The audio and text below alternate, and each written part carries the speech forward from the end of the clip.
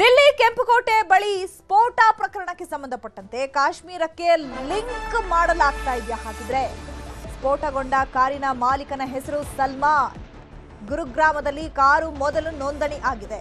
ಸ್ಫೋಟಗೊಂಡಂತಹ ಕಾರಿನ ಮಾಲೀಕನ ಹೆಸರು ಈಗ ಸಲ್ಮಾನ್ ಅಂತ ಗೊತ್ತಾಗಿದೆ.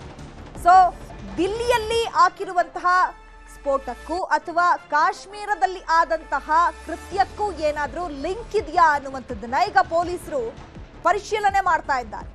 ಪುಲ್ವಾಮಾ ಮೂಲದ ವ್ಯಕ್ತಿಗೆ ಕಾರು ಮಾರಾಟ ಮಾಡಲಾಗಿದೆ ಅಂತ ಈಗ ಕಾರಿನ ಮಾಲೀಕ ಹೇಳಿಕೆಯನ್ನ ಕೊಟ್ಟಿದ್ದಾನೆ.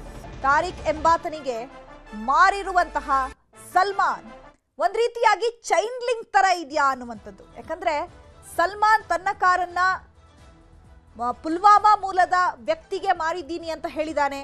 ಜೊತೆಗೆ ಅದು ಗುರುಗ್ರಾಮದಲ್ಲಿ ರಿಜಿಸ್ಟ್ರೇಷನ್ ಆಗಿರುವಂತಹ ಕಾರು, ಹರಿಯಾಣ ಮೂಲದ್ದು.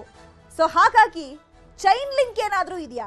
ಕಾಶ್ಮೀರದಲ್ಲಿ ನಡೆದಂತಹ ಕೃತ್ಯಕ್ಕೂ ದೆಹಲಿಯ ಕೆಂಪುಕೋಟೆ ಬಳಿ ಆಗಿರುವಂತಹ ಸ್ಫೋಟ ಪ್ರಕರಣಕ್ಕೂ ಏನಾದ್ರೂ ಚೈನ್ ಲಿಂಕ್ ಇದೆಯಾ ಅನ್ನುವಂಥದ್ದು ಮೇಲ್ನೋಟಕ್ಕೆ ಶಂಕೆ ವ್ಯಕ್ತವಾಗ್ತಾ ಇದೆ.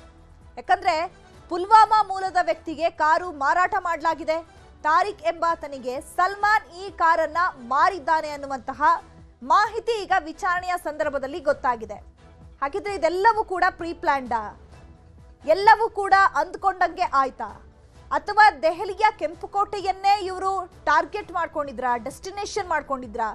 ಅಥವಾ ಬೇರೆ ಯಾವ್ದಾದ್ರೂ ಸ್ಥಳವನ್ನ ಗುರುತು ಮಾಡಿ ಅಲ್ಲಿ ಸ್ಫೋಟವನ್ನ ಮಾಡಬೇಕು ಅಂತ ಹೇಳಿ ಏನಾದ್ರೂ ಪ್ಲಾನ್ ಮಾಡಿದ್ರಾ? ಸೊ ಆ ಕಾರು ಇದ್ದಕ್ಕಿದ್ದಂತೆ ಏನಾದ್ರೂ ಸ್ಫೋಟ ಆಯ್ತಾ?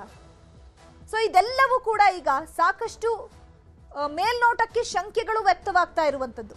ಸೊ ಯಾವ ರೀತಿಯಾಗಿ ಲಿಂಕ್ ಆಯ್ತು, ಅಥವಾ ಈ ಸ್ಫೋಟಕಗಳು ಎಲ್ಲಿಂದ ಬಂತು, ಯಾರು ಇದನ್ನ ತಂದುಕೊಟ್ರು, ಅಥವಾ ಎಷ್ಟು ದಿನಗಳಿಂದ ಎಲ್ಲಿ ಇದನ್ನ ಸ್ಟೋರ್ ಮಾಡಿದ್ರು, ಆ ಕಾರ್ನಲ್ಲೇ ಇಟ್ಕೊಂಡು ಹೋಗ್ತಾ ಇದ್ರ, ಅಥವಾ ಕಾರ್ನಲ್ಲಿ ತಗೊಂಡು ಹೋಗಿ ಬೇರೆ ಡೆಸ್ಟಿನೇಷನ್ ಅಲ್ಲಿ ಇಟ್ಟು ಆ ಡೆಸ್ಟಿನೇಷನ್ ಅನ್ನ ಸ್ಫೋಟ ಮಾಡಬೇಕು ಅನ್ನುವಂತಹ ಪ್ಲಾನ್ ಏನಾದ್ರೂ ಇತ್ತಾ ಅನ್ನುವಂಥದ್ದು.